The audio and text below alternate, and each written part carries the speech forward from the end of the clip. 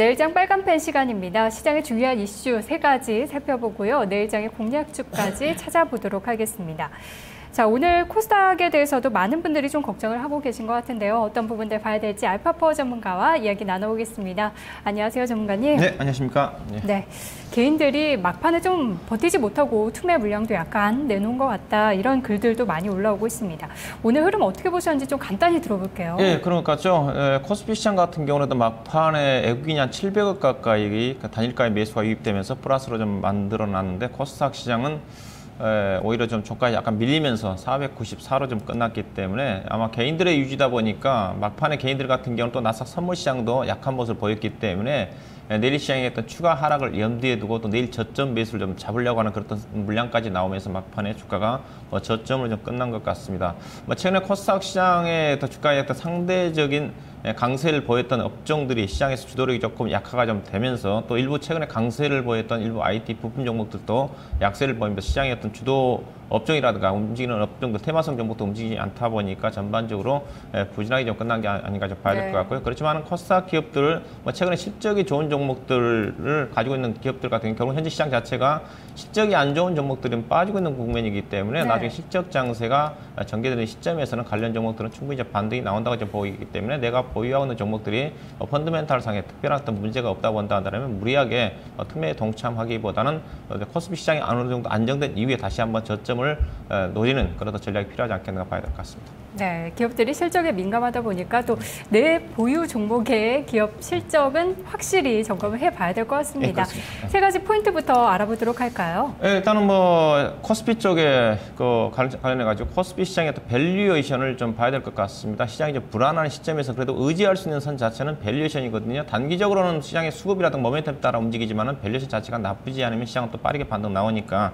그 부분을 좀 봐셔야 될 것 같고, 그다음에 이제 3분기 실적이 거의 막바지 단계에 접어든다고 이제 봐야 되겠죠. 그래서 개인적으로 오늘 주가 움직임으로 봐서는 최근에 실적이 어닝 쇼크와 관련된 기업들이 실적이 주가에 반영이 좀 된 것 같습니다. 오늘 대부분 관련 정보들이 반등이 나왔거든요. 플러스 그런 어떤 점을 점검해 봐야 될 것 같고, 그다음 현재 시장의 움직임 자체가 움직이는 종목들이 이익 성장 모멘텀을 가지고 있는 종목들이 상당히 빠릅니다. 그 관련 종목들은 아무래도 기관 투자가들이 단기 모멘텀을 가지고 움직이는 것 같고, 반면에 이제 밸류에이션은 좀 뛰어난데 실적 전망 자체가 향후 약간 불투명한 종목들은 상대적으로 중기장기적으로 보고 외국인들이 관련 종목들을 매매를 좀 하고 있는 게 아닌가, 그런 어떤 관점에서 좀 말씀을 드리도록 하겠습니다. 네. 그렇다면 첫 번째 이슈부터 보도록 하겠습니다. 코스피의 밸류에이션.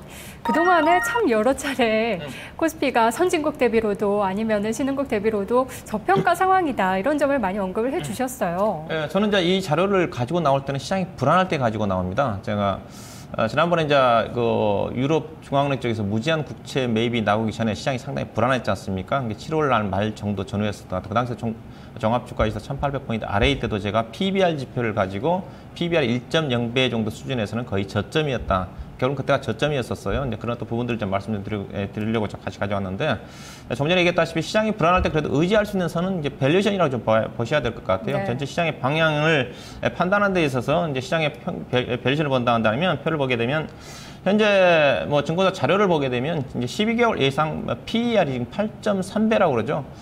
PER은 자체는 미래의 어떤 기대 수익이기 때문에 경기 상황이 안 좋으면 좀 더 퍼가 올라갈 수도 있는 부분이 있습니다. 그렇지만 우리가 시장을 보는 데서 예상 실적 가지고 시장을 좀 봐야 되는 거니까, 현재 PER이 8.3배이고 2008년도 이후에 평균 퍼가 9.6배였다는 거죠. 그래서 현재 주가는 8.3배 정도가 되면 차트에 나타났듯이 거의 저점권에 와 있는 수준이다 봐야 될 것 같고, 과거 이제 오버슈팅이 나올 때는 2008년도라든가 9년도 같은 게 퍼가 12배, 13배 정도까지 올라가는 부분이기 때문에 시장의 유동성 장세가 펼쳐지면서 강하게 움직임이 된다 한다면 충분히 종합주가 지수도 크게 올라갈 수 있는 그런 시장의 위치다. 현재 시장은 거의 퍼 단위로 본다면 저점이고, 그 다음에 이제 PER 자체는 이제 미래의 수익이기 때문에 조금 우리가 좀 신뢰성이 떨어지지만 그래도 의지할 수 있는 선 자체는 가장 중요한 게 PBR입니다. 주가 순 자산 비율. PBR 자체는 과거의 자산이기 때문에 그 기업이 적자가 나지 않나, 즉 우리나라 기업들이 상장회사들이 적자가 나지 않는 PBR 지표는 상당히 신뢰성이 있다고 좀 봐야 될 것 같습니다.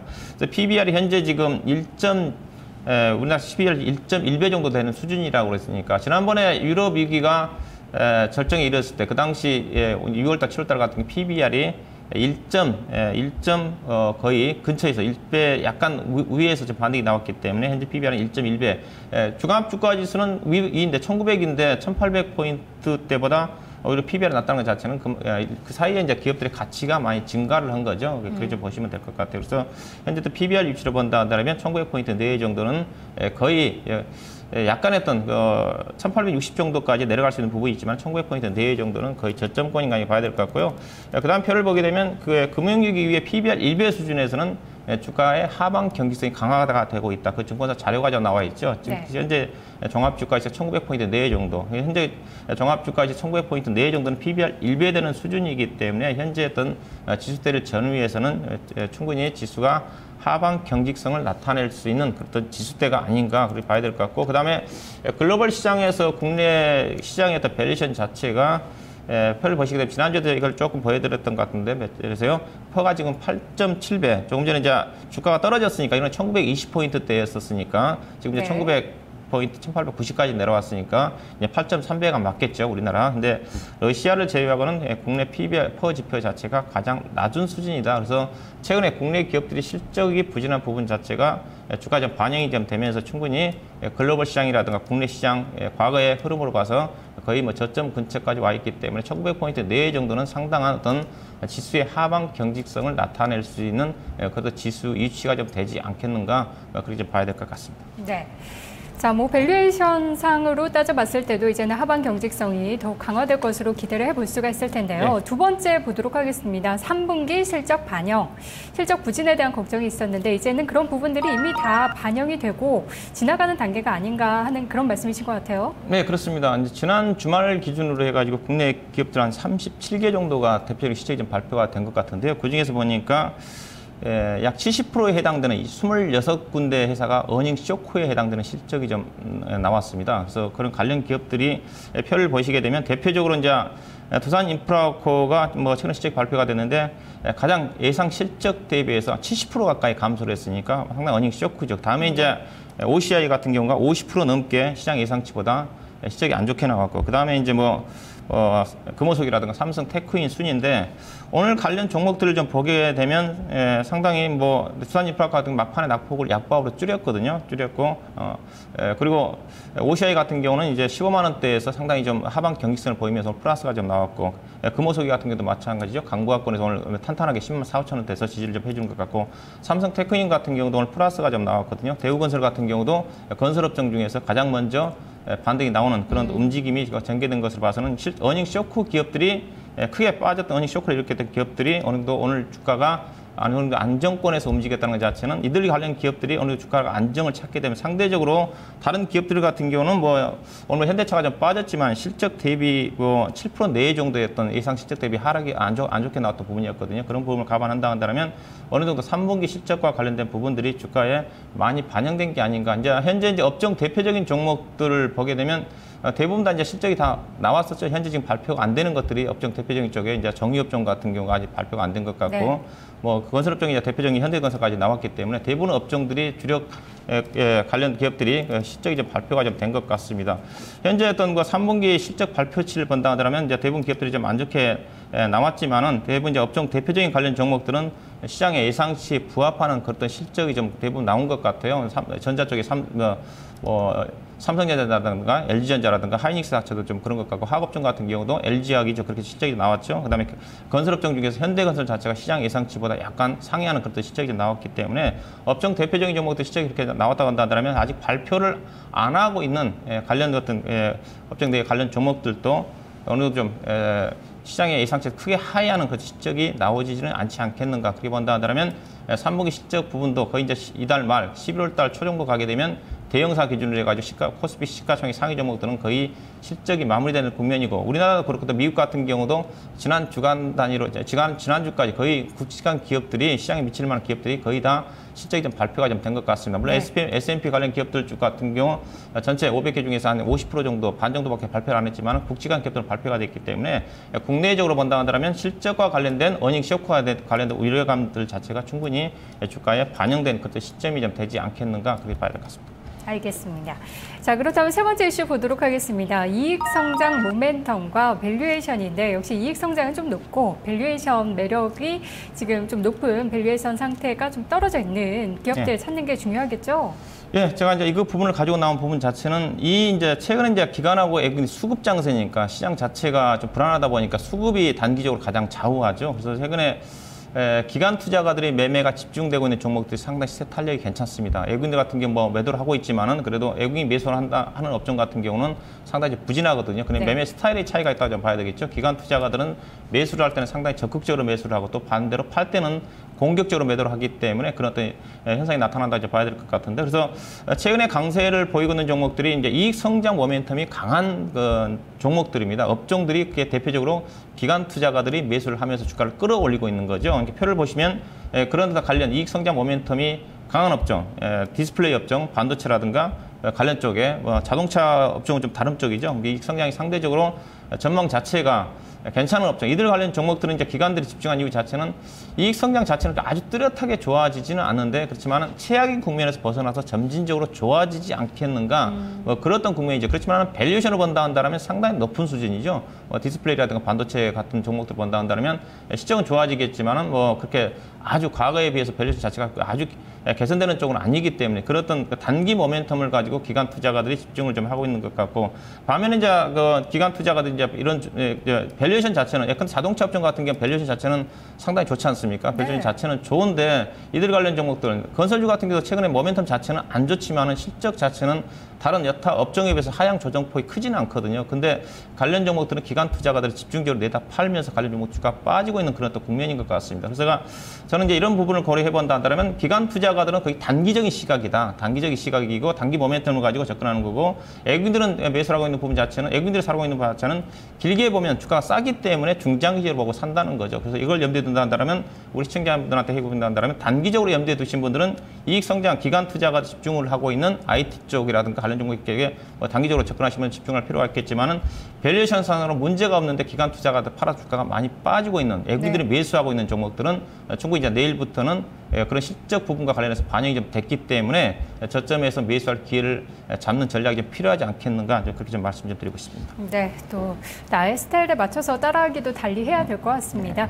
관심 업종 이야기 들어볼게요. 네, 그런 관심 업종, 그래서 그런 관점에서 건설 업종을 좀 가지고 나와봤습니다. 건설 업종 같은 경우는 최근에 이제 실적이 둔화될 거라는 전망과 그다음에 강한 또 수주 모멘텀이 중동 쪽에서 약화가 될 거다. 또 실제 전망 목표치보다 국내 기업들이 수주 달성률이 좀 많이 떨어지니까 그런 또 부분들 우려감이 좀 작용을 하면서 기관 투자가들의 집중적인 매도가 나오면서 주가가 가장 많이 빠졌고, 또 가장 먼저 경기 민감주 중에서 가장 먼저 낙폭이 먼저 빠졌던 업종이 건설업종이었던 것 같습니다. 근데 대체적으로 건설업종 같은 경우는 이제 3분기 실적 자체는 나쁘지가 않습니다. 다만 수주 모멘텀이 자체가 약화된 부분 자체가 악재로 작용한 것 같은데, 근데 건설업종 같은 경우는 수주가 올해 목표치보다 평균 40~50% 정도밖에 못했지만은 현재 거의 현대건설이라든가 대림산업이라든가 관련 기업들은 평균 3년치 이상의 어떤 일감을 확보를 하고 있기 때문에 이 3년 동안의 어떤 성장성은 저는 개인적으로 문제가 없다고 좀 봐야 될 것 같고요. 현재 주가가 좀 빠지면서 건설업종 같은 경우는 작년 대비해서 밸류에이션이 실적 자체가 평균 10% 정도 감소입니다. 이제 실적이 작년보다 그래도 증가하는 업종 자체가 이제 삼성 엔지니어링하고 대림산업이고, 나머지 현대건설이라든가 GS건설 같은 경우는 작년 대비해서 한 10%에서 15% 정도 이익이 감소하거든요. 근데 주가 자체는 많이 빠졌다는 거죠. 다른 경기 민감주들의 이익 감소폭에 비하면 그런 또 부분들이, 그런 걸 고려해본다. 현재 지금 역사적으로 밸류에이션 자체가 거의 저점권이다 봐야 될 것 같고요. 그 다음에 이제 수급입니다. 이 종목 오늘 대체적으로 기관하고 외국인들이 일관성 있게 기관하고 외국인 동시에 매수하는 업종을 찾기가 좀 어렵습니다. 기관이 팔면 외국인이 사고, 그런 부분이죠. IT 업종 같은 경우 대표적으로 기관은 사고 있지만 외국인이 파는 쪽인데, 오늘 그래도 기관과 외국인이 동시에 매수하는 업종이 오래간만에 건설주가 좀 잡힌 것 같아요. 그래서 기관 매수하고 외국인 매수가 좀 전환이 좀 됐다. 관련 종목들은 이제 현대건설 위주로 매수를 좀 하고 있지만은, 그래서 서서히 그동안 낙폭이 컸던 GS건설이라든가 대림산업 같은 종목들도 내일부터는 수급적으로 조금 변화의 조짐이 나올 가능성이 있지 않겠는가, 그런 어떤 부분들을 포인트를 좀 보시면 좀 될 것 같고요. 그래서 관련 종목 중에서 최근에 이제 오늘 현대건설 지금 5일 동안 4일 연속인가 지금 상승을 좀 하고 있는 쪽인데 상대적으로 낙폭이 컸던 종목, 밸류에이션 문제가 없는 종목 중에서 대림산업을 좀 가지고 나왔습니다.